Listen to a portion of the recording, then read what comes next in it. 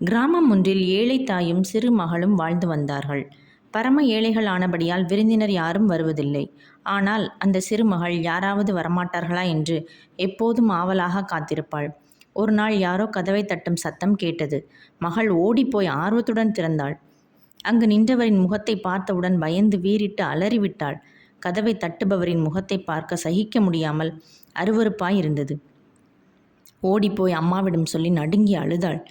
தாய் திடுக்கிட்டாள். ஓடிப்போய் கதவை திறந்தாள். மகள் பயந்து நடுங்கி ஓடி ஒளிந்து கொண்டாள்.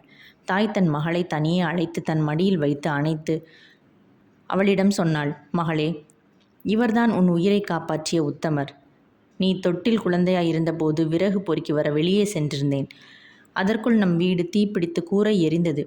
நான் அலறி எடுத்து உன்னை தூக்கி வர உள்ளே நுழைந்தேன். ஒருவர் ஓடி வந்து என்னை தடுத்து உள்ளே நுழைந்து தொட்டிலில் தூங்கிய உன்னை எடுத்து மார்போடு அணைத்தவாறு கொண்டு வந்தார்.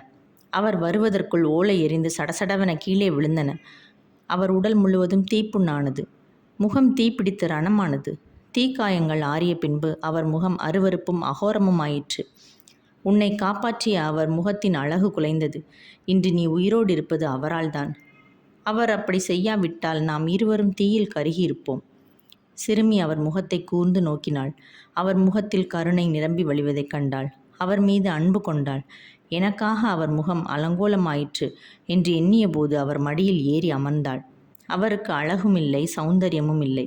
அவரை பார்க்கும்போது நாம் அவரை விரும்பத்தக்க ரூபம் அவருக்கு இல்லாதிருந்தது.